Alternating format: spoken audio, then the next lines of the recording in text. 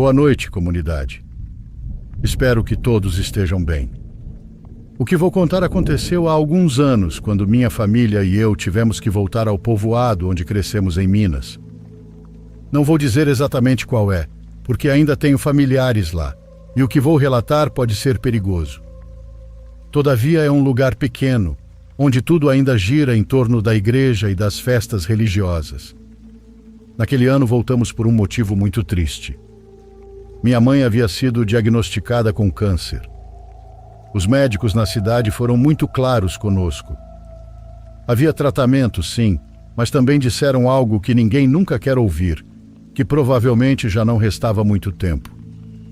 Foi minha mãe quem tomou a decisão. Um dia ela disse que queria voltar ao povoado, passar um tempo com a irmã, com meus primos e com a família que ainda morava lá. Dizia que sentia falta do ar daquele lugar, dos morros e das tardes no quintal com as plantas recém-regadas. Então organizamos tudo e fomos, ficando lá por quase 3 semanas. Chegamos poucos dias antes da Semana Santa. Desde o primeiro momento, o povoado estava cheio de gente que vinha de fora. Havia barracas na praça, preparativos para as procissões e os ensaios dos grupos que carregavam as imagens. Quero deixar aqui que não conheço muito das festas, então desculpe se mencionar algo errado. Bom, ficamos na casa da minha tia. Era uma casa antiga, grande, com um pátio muito amplo e quartos suficientes para todos. Minha tia morava ali desde que se casou. Como o marido dela tinha muito dinheiro, comprou aquela casa enorme que ela sempre quis desde criança. A casa era cercada por um muro alto e um portão de ferro que permanecia sempre trancado. Era como uma fortaleza, considerando como as coisas já estavam perigosas naquela época, especialmente em alguns povoados. A primeira noite foi completamente normal, sem nada de especial.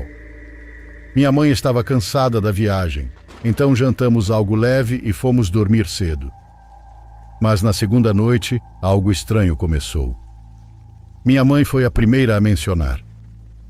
Estávamos tomando café da manhã quando ela disse, com toda tranquilidade, que durante a madrugada tinha visto uma senhora no quintal.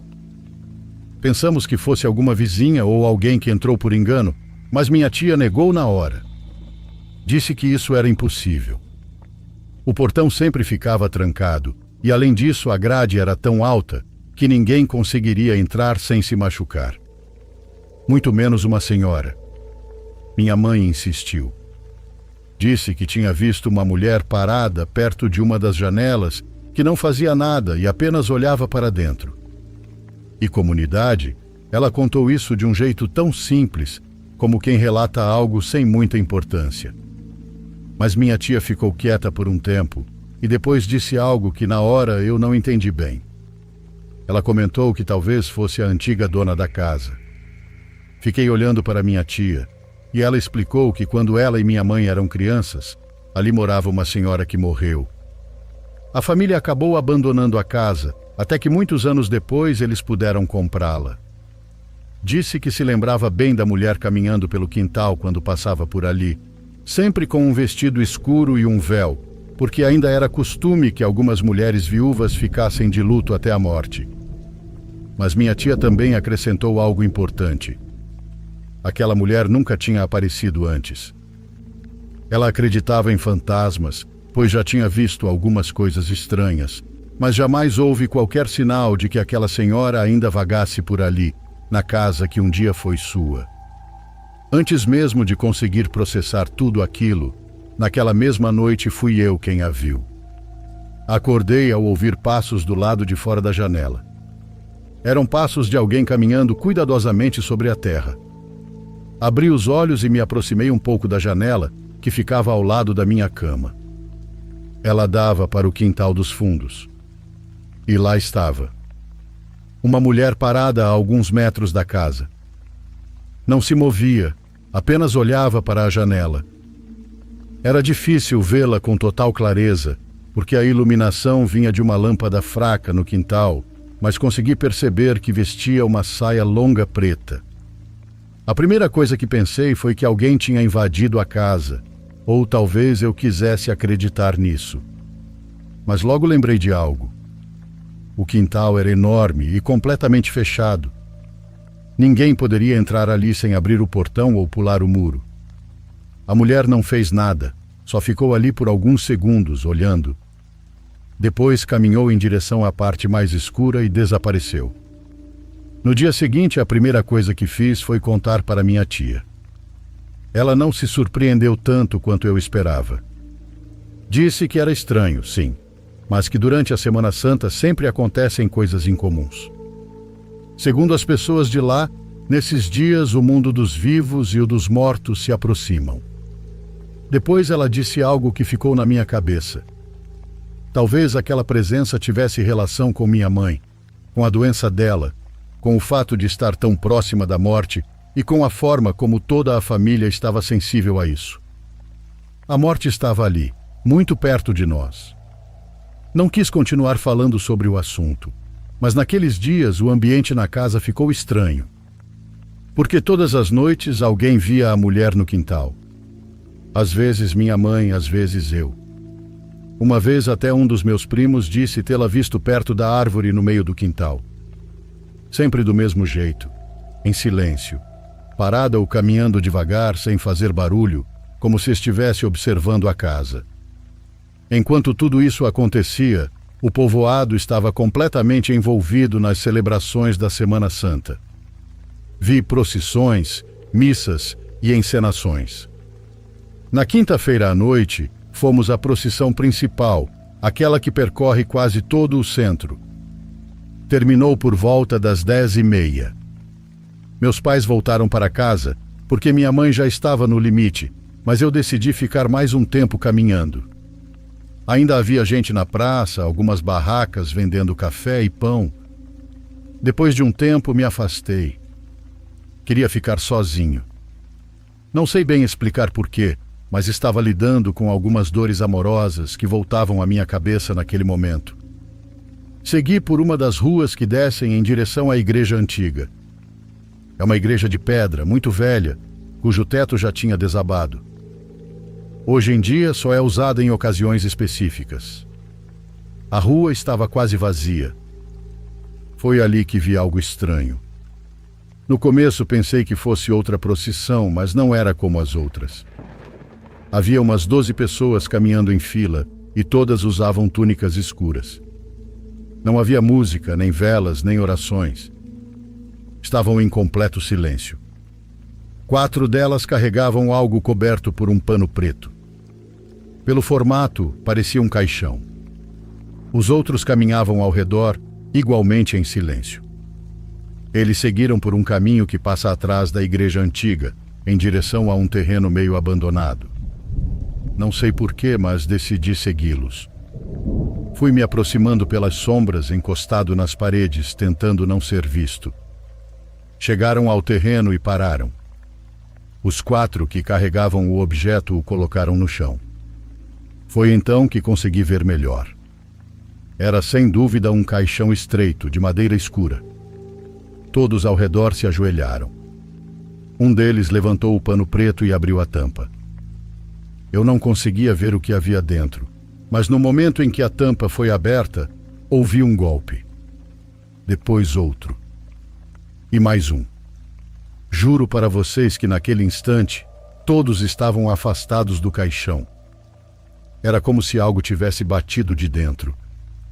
Várias cabeças se viraram na minha direção ao mesmo tempo. Alguém percebeu que eu estava ali. Tudo virou um caos. Alguns se levantaram rapidamente e outros fecharam o caixão.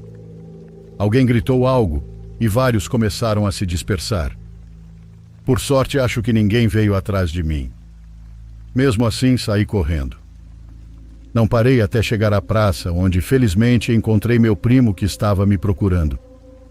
Sem explicar nada, pedi que fôssemos embora. Entramos na caminhonete dele e voltamos para casa. Até aí, essa história poderia não ter nada de paranormal, mas no dia seguinte ouvi algo na igreja que me gelou completamente. De verdade, me deu um mal-estar no corpo inteiro. E é por isso que também compartilho essa parte da experiência. Ao que parece, alguém havia invadido o cemitério na noite anterior. Tinham aberto o túmulo de uma senhora muito conhecida no povoado e levaram o caixão inteiro, com o corpo dentro. Quando descreveram como era o caixão, soube na hora que era o mesmo que eu tinha visto. Mas o que mais me perturbou veio depois. Naquela tarde, quando voltei para casa, minha mãe estava sentada ao lado da janela que dava para o quintal. Estava muito cansada e fraca. Perguntei o que ela estava olhando. Ela respondeu de forma simples que a mulher de preto tinha voltado. Perguntei onde ela estava. Minha mãe apontou para o imenso quintal. Olhei na direção que ela mostrou e não havia nada. Mas minha mãe continuava olhando para fora. E então, ela disse algo que até hoje eu nunca consegui esquecer. Disse que a mulher já não estava olhando para dentro da casa. Agora, estava olhando diretamente para ela, como se estivesse esperando por ela. Minha mãe morreu lá naquele povoado. Ela não chegou a voltar para casa. Hoje escrevo isso com uma saudade imensa da minha mãe.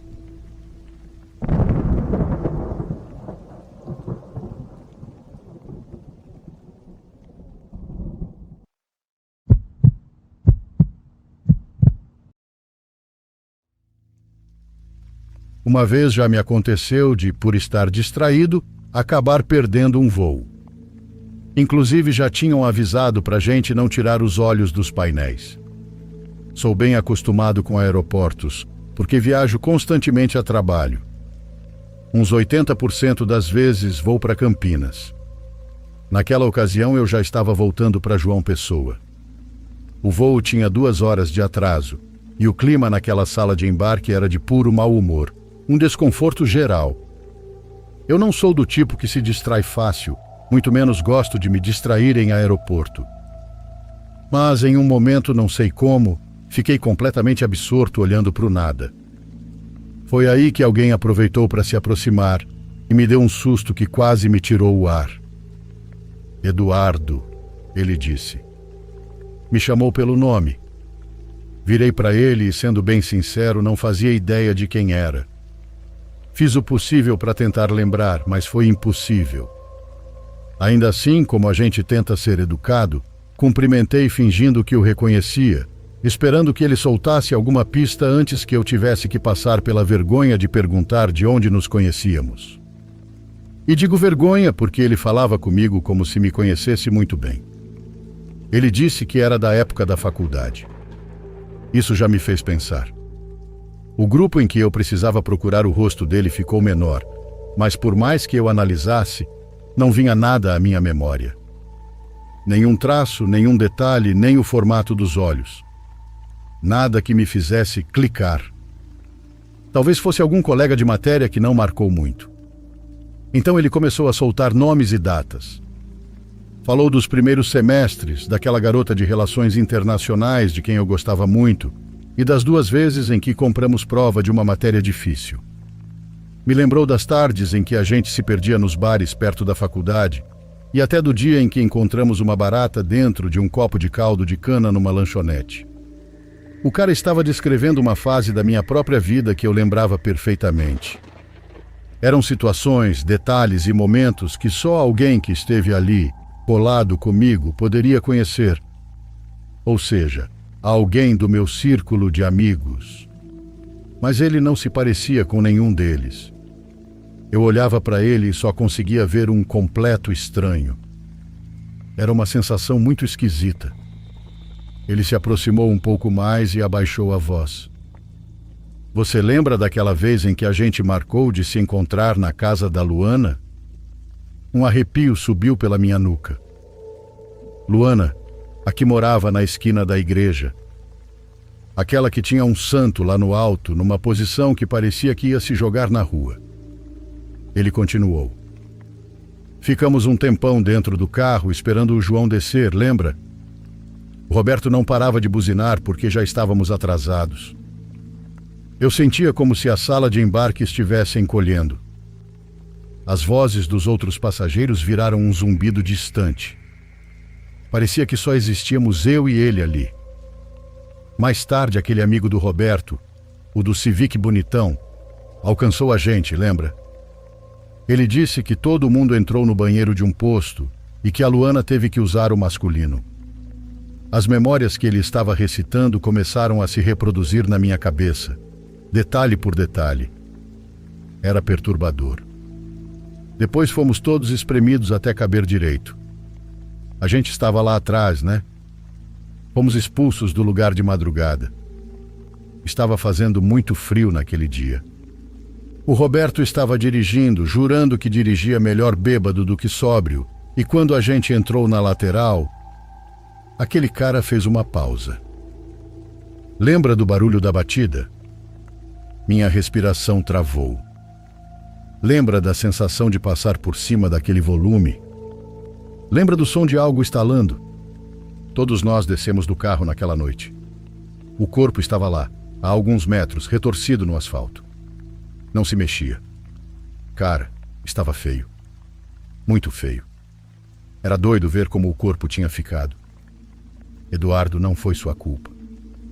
O Roberto gritou para você entrar logo no carro. Eu sentia o ar ficando pesado ao meu redor. Entramos de qualquer jeito, tropeçando. Você nem fechou direito a porta. Se inclinou pela janela e vomitou ali mesmo, com o carro ainda em movimento. Chegamos na casa do Roberto e foi lá que ele percebeu que a placa dianteira tinha sumido. Ele entrou em desespero, lembra? Sabia que se a polícia encontrasse a placa junto do corpo, ele estava ferrado.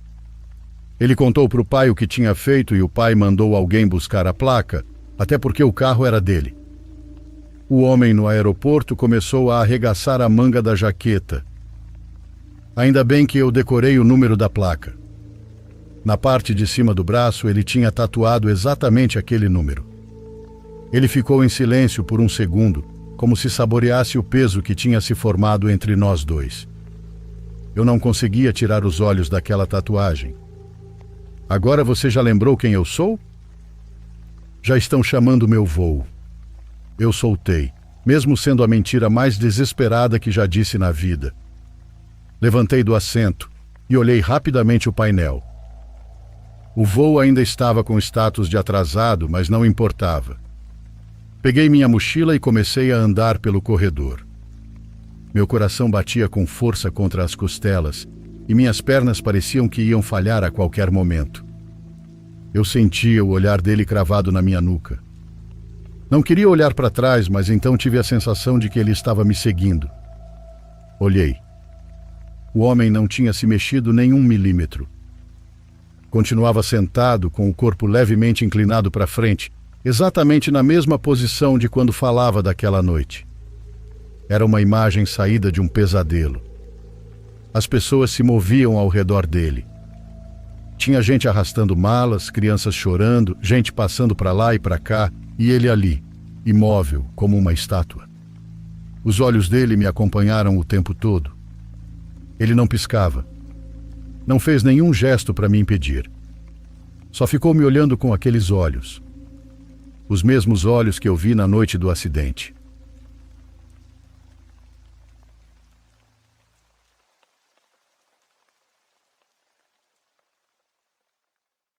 Por favor, curta e se inscreva se você estiver gostando. Agora continuamos.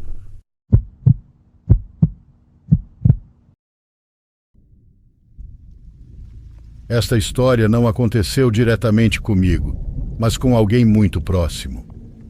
Meu padrinho. Eu era jovem quando tudo isso aconteceu, e me lembro muito bem do vídeo de que vou falar, porque durante um tempo ele circulou bastante na internet. Ou melhor, em muitos grupos de Facebook. Isso deve ter acontecido por volta de 2013, mais ou menos. Na época, meu padrinho trabalhava para a prefeitura de uma cidade muito pequena, onde ainda existem capelas antigas nos arredores, perto das estradas ou entre os morros. Me refiro a lugares construídos há décadas para que o pessoal do campo tivesse onde rezar sem precisar descer até a igreja do centro. A capela de que falo ficava um pouco afastada dali. Era uma construção simples de pedra, com uma porta de madeira pesada e um pequeno altar ao fundo, com uma imagem de uma virgem muito bonita. Dentro havia alguns bancos velhos, uma cruz grande colocada na parede e várias imagens que o próprio pessoal do lugar foi deixando ao longo dos anos, além de votos com agradecimentos por milagres que a Virgem teria concedido. Muitos trabalhadores rurais ainda paravam ali quando voltavam do trabalho. Principalmente na Semana Santa, o lugar ficava cheio de velas, flores, rosários e coisas que as pessoas deixavam como um tipo de oferenda. O problema é que começou a acontecer algo que chamou a atenção. Em muitas manhãs apareciam coisas jogadas ou desaparecidas. Velas quebradas contra a parede, flores arrancadas e garrafas vazias. No começo pensaram que eram jovens que iam à noite beber ou fazer bagunça, mas depois começaram a encontrar coisas cada vez mais estranhas. Mechas de cabelo, restos de cera preta ou vermelha derretida sobre o altar, manchas escuras no chão e, uma vez, alguém até disse ter visto luz dentro da capela de madrugada. Para evitar que continuassem fazendo bagunça no lugar, a prefeitura decidiu instalar uma câmera de vigilância. Era uma câmera simples, daquelas baratas que gravavam em preto e branco e mal ofereciam uma boa imagem. Instalaram-na escondida perto de uma das vigas do teto. Dali dava para ver a porta, o altar e quase todo o interior da capela. Durante vários dias nada aconteceu. A câmera gravava noites inteiras e, ao revisarem, só se via a capela vazia, alguma vela se apagando, sombras se movendo com o vento e nada além disso. Até que chegou a Semana Santa. A câmera estava gravando durante a vigília da noite de quinta-feira. No dia seguinte, quando revisaram o vídeo, apareceu algo que ninguém esperava ver. De verdade, era muito diferente do que todos imaginaram. Por volta de 1 da manhã, a porta da capela se abre. Entram várias pessoas, todas com a cabeça coberta por algo escuro. Não pareciam túnicas religiosas, eram mais como tecidos ou capas improvisadas que cobriam o corpo. Eles se movem com muita calma, como se conhecessem o lugar. Então fecham a porta atrás de si e começam a se posicionar dentro da capela. Um deles se aproxima do altar e começa a retirar algumas coisas. Outros acendem velas que trouxeram e as colocam ao redor. A câmera mal consegue registrar a luz das chamas, mas dá para distinguir os movimentos. Depois começa algo que meu padrinho nunca quis me descrever em muitos detalhes. Ele só me disse que eram coisas que ninguém jamais esperaria ver dentro de uma capela. Demorei muito tempo para entender o que havia acontecido ali, até anos depois, quando ainda se falava do vídeo. 2 pessoas faziam sexo enquanto os demais se moviam ao redor. Algumas se ajoelhavam, outras se inclinavam diante do altar, outras pareciam dançar, e alguém parecia ler algo. Em certo momento, eles tiram um recipiente e começam a espalhar um líquido escuro sobre a madeira do altar. No vídeo, dá para ver esse líquido escorrendo lentamente pela superfície. Muitos na cidade disseram depois que parecia sangue. Não sei se isso é verdade. O que sei é que o vídeo começou a circular entre as pessoas do lugar e todos falavam da mesma coisa. Uma seita satânica. Durante cerca de 15 minutos, essas pessoas permanecem dentro da capela.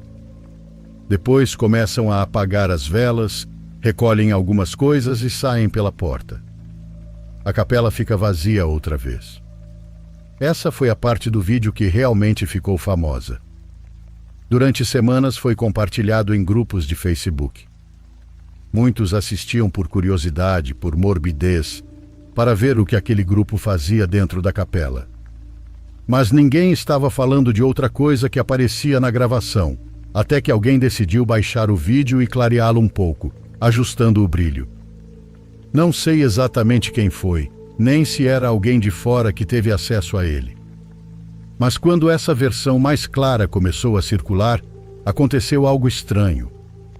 Com a imagem mais nítida, dava para ver melhor o altar, e atrás dele havia algo mais. Encostada na parede, na parte mais escura da capela, distinguia-se uma forma muito alta. Alta demais para ser uma pessoa comum. Era magra, com o corpo alongado. A cabeça parecia estranha, como se duas formas se projetassem lado a lado. Meu padrinho me contou que quando viu essa versão do vídeo, passou muito mal. Teve vontade de vomitar, porque se lembrou de algo que ninguém havia mencionado antes. Durante todo o tempo em que a seita está dentro da capela no vídeo, aquela figura já está ali. Inclusive desde antes de eles chegarem. Ela não entra com eles, não se move, não muda de lugar. Apenas permanece parada atrás do altar. O mais estranho é que ninguém parece vê-la. Nenhuma das pessoas que estão fazendo o ritual se vira para trás. Ninguém olha para a parede. Ninguém reage àquela presença. As pessoas seguem com o imundície que estão fazendo e, quando terminam, simplesmente saem da capela e desaparecem na noite. Mas a coisa não vai embora. A câmera continua gravando. A capela fica em silêncio, completamente vazia, com o altar manchado e as velas apagadas. E atrás do altar, aquela figura permanece ali. Meu padrinho diz que o vídeo continua por muito mais tempo. A câmera tinha bateria para várias horas e aquela coisa nunca se move. Durante pelo menos 2 horas, a capela permanece assim, sem que ninguém entre e sem que nada aconteça. A figura não muda de lugar, não caminha e não se aproxima. Simplesmente não se move. Continua parada atrás do altar, alta e magra, com a cabeça inclinada para frente, como se estivesse olhando para o altar. O vídeo termina quando a bateria da câmera se esgota. Depois disso, nada mais acontece. Com o passar dos anos, não sei por que o vídeo deixou de circular e muita gente acabou até esquecendo dele. Meu padrinho deixou de trabalhar na prefeitura e a câmera daquela capela foi retirada algum tempo depois. Há pouco tempo, perguntei a ele se aquela gravação ainda existia. Ele disse que acredita que sim. Ele está tentando conseguir o vídeo para me mostrar novamente. E se conseguirmos encontrá-lo, eu juro que a primeira coisa que farei será compartilhá-lo com vocês. E bem, segundo meu tio, há algo que quase ninguém lembra daquele vídeo. Quando ele começou a circular na internet, as pessoas o compartilhavam por causa da seita. Pelo ato sacrílego. Era isso que chamava a atenção. O ritual dentro da capela e o aspecto satânico. Mas quando a imagem foi clareada e a figura atrás do altar ficou mais visível, surgiu um comentário abaixo do vídeo que se tornou tema de debate. Dizia que a seita provavelmente estava mesmo ali e que muito provavelmente eram pessoas próximas do lugar. Falava que essa capela já estava corrompida e que a presença do Nosso Senhor não permanece num lugar de tamanho pecado.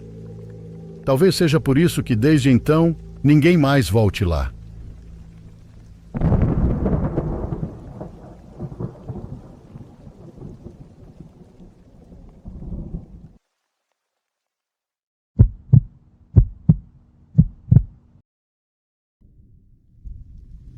Saímos do Paraguai para o México em 2014. Logo após, fomos para os Estados Unidos. Não fomos só atrás de dinheiro, e sim para mudarmos um pouco de ares. Depois fomos para a Geórgia, porque minha esposa estava cansada de pagar aluguel por um apartamento onde nem sequer podíamos ter galinhas. Dito assim parece bobo, mas fazia parte de algo maior. Queríamos espaço. Queríamos parar de ouvir os vizinhos brigando através das paredes. Queríamos que nossos filhos crescessem com quintal, não em estacionamento. Minha esposa já trabalhava há anos com jardinagem, depois passou para manutenção. Um conhecido me avisou de uma casa barata para alugar. Um pouco afastada, com um terreno pequeno e um galinheiro velho nos fundos. Não era uma fazenda, mas para nós parecia uma oportunidade. A casa ficava a uns 20 minutos da cidade mais próxima, por uma estrada estreita, cercada de pinheiros e cercas de madeira. Na região havia outras casas, mas não tão próximas, e durante o dia tudo parecia tranquilo. Muito verde, muito úmido, com aquele calor do sul dos Estados Unidos que gruda na roupa mesmo quando você está parado. À noite, porém, o terreno parecia se expandir. Era uma escuridão densa, cheia de insetos, sapos e sons que você nunca aprende a identificar completamente. O galinheiro ficava atrás da casa, a uns 40 metros, junto a um trecho de cerca de arame que dava para uma área de bosque ralo. Não era mata fechada, mas o suficiente para alguém se mover ali sem ser visto direito. Quando chegamos, o galinheiro estava com a madeira apodrecida, a porta caída e o telhado torto. Passei as primeiras 2 semanas arrumando tudo, porque meus filhos estavam animados com a ideia de ter animais. Compramos 8 galinhas, 2 perus e, algum tempo depois, um galo barulhento que acabou dominando o quintal. Os primeiros meses foram bons. Minha esposa estava feliz e meus filhos se adaptaram rápido. Eu saía cedo para trabalhar e voltava ao entardecer, e ainda dava tempo de verificar o galinheiro antes de escurecer. O mais incômodo eram os sons da mata, mas a gente acaba se acostumando. Ali tem raposas, guaxinins, gambás e cachorros soltos. O normal. Por isso, quando começaram os problemas com as galinhas, a primeira coisa que pensei foi em uma raposa. O primeiro desaparecimento foi numa noite de chuva. Não encontramos penas espalhadas, nem nenhum rastro claro. Só faltava uma. Achei que tinha fechado mal a porta ou que algo tivesse entrado por baixo. Na noite seguinte, reforcei a madeira e instalei uma luz com sensor de movimento apontada para o galinheiro. Fui dormir mais tranquilo. 2 noites depois, outra sumiu. Aí eu me irritei de verdade. Revisei a cerca, a tela, o telhado e o chão. Não havia buracos nem tábuas quebradas. O estranho era que os cachorros do vizinho, que latiam até para carros passando na estrada, não fizeram barulho nenhum. Nem os nossos 2 vira-latas, o Toby e a Nena. Eles dormiam perto da cozinha e tinham ficado inquietos, indo de uma janela para outra, mas sem latir como faziam quando havia guaxinins. Minha esposa disse que algo estava estranho desde a primeira noite. Que o Toby ficava olhando para o galinheiro, mas não queria se aproximar. Achei que ela estava exagerando. Só levei a sério na primeira vez que vi as luzes. Não eram luzes como lanternas ou lâmpadas, eram 2 pontos. 2 reflexos muito altos do outro lado da cerca. Parados, nos observando. Eu tinha saído para o quintal porque ouvi o galo se debater, como quando algo o assusta. Eram quase 11 da noite e o ar estava com cheiro de terra molhada. Acendi a luz da varanda e dei alguns passos. Foi então que vi do outro lado do galinheiro, entre a escuridão das árvores. Não estavam na altura de uma raposa nem de um cachorro. Estavam mais altos. Pensei que talvez fosse um veado, mas não via o corpo. Só aqueles 2 pontos brilhando, distantes demais um do outro.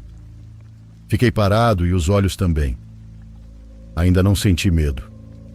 Só aquele desconforto instintivo que diz que algo está errado. O Toby encostou na minha perna e não latiu. Ele soltou um gemido baixo que eu nunca tinha ouvido antes. Quando me abaixei para tocar nele, estava tremendo.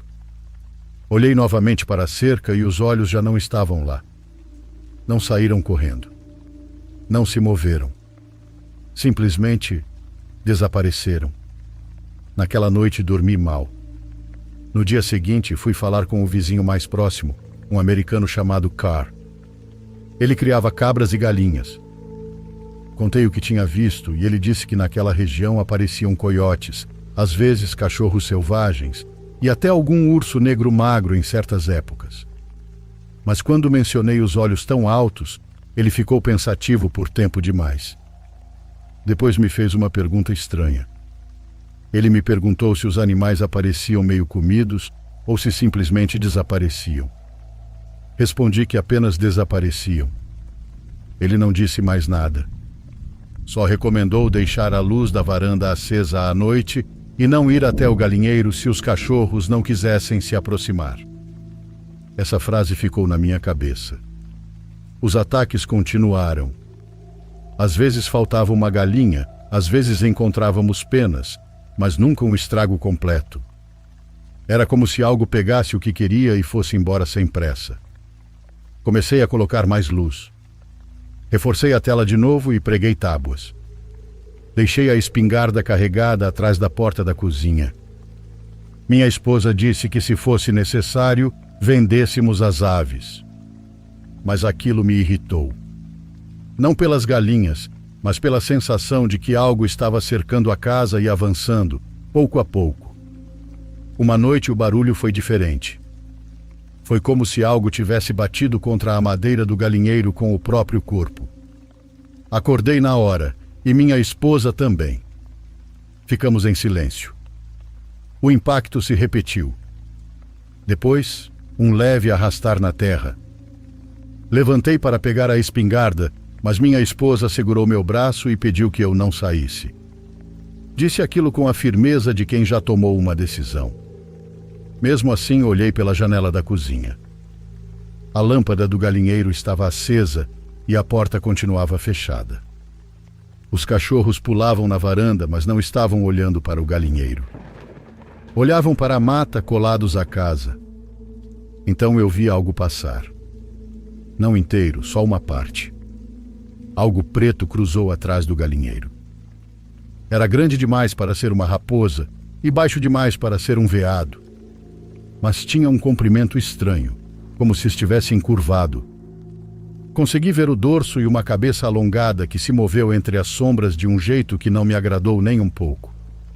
Não correu como um cachorro, deslizava em puxões com pausas estranhas, como se estivesse observando enquanto avançava. Não saí. E ao amanhecer faltava outra galinha. Alguns dias depois, contei tudo a um conhecido do trabalho. Um salvadorenho que já vivia há bastante tempo na Geórgia. Ele foi o primeiro a dizer algo que eu não queria considerar. Perguntou se aquilo não era uma dessas coisas que aprendem a voltar. Achei que fosse brincadeira. Mas não era. Ele contou que onde morava antes, em uma região parecida, anos atrás houve uma criatura que entrava nos currais e não levava tudo.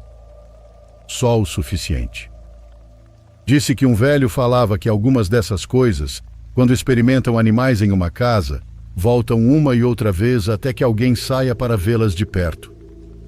Não respondi, mas desde então comecei a perceber um padrão que antes eu não queria admitir. Aquilo não estava rondando apenas o galinheiro. Estava nos observando. Uma noite, enquanto jantávamos, ouvimos algo arranhando a tela da janela do banheiro. Todos ficamos bem quietos. As crianças olharam para mim imediatamente. Fui até o corredor com a espingarda na mão e não vi nada lá fora. Mas quando saí para a varanda, o Toby já estava urinando de medo. Nunca tinha acontecido algo assim com ele. O pior veio uma semana depois. Eu tinha chegado cansado do trabalho e fomos dormir cedo, porque no dia seguinte eu teria que sair antes. Por volta de 1 da manhã, acordei com um som que não reconheci de imediato. Não vinha do galinheiro. Vinha da cerca. Um estalo repetido bem lento. Quase como dentes batendo uns contra os outros. Levantei e fui até o quarto das crianças ver se ainda estavam dormindo. Estavam. Depois olhei pela janela do corredor que dava para o lado do terreno. A lua mal iluminava, mas consegui distinguir uma silhueta junto à cerca. Era alta e isso foi a primeira coisa que me atingiu. Não grande, alta, como se algo que normalmente andasse sobre 4 patas tivesse decidido se erguer um pouco para enxergar melhor. Não vi rastros claros, apenas uma forma preta esticada demais. E de novo os olhos. Não amarelos nem vermelhos, mas um brilho como vidro. Pensei em engatilhar a arma e sair para o alpendre, mas não fiz isso. Não foi coragem que me impediu, foi algo pior. A nítida sensação de que aquilo estava esperando exatamente por isso. Ficamos trancados até o amanhecer. No dia seguinte, fui falar com Carl novamente. Notei que ele ficou desconfortável desde que comecei a contar. Quando mencionei o que tinha visto, erguido ao lado da cerca, ele pediu que não deixássemos as crianças saírem para o quintal. Depois me contou que anos atrás Uma família mais para dentro do condado teve problemas com algo parecido. Primeiro foram as galinhas, depois cabras pequenas, depois cães.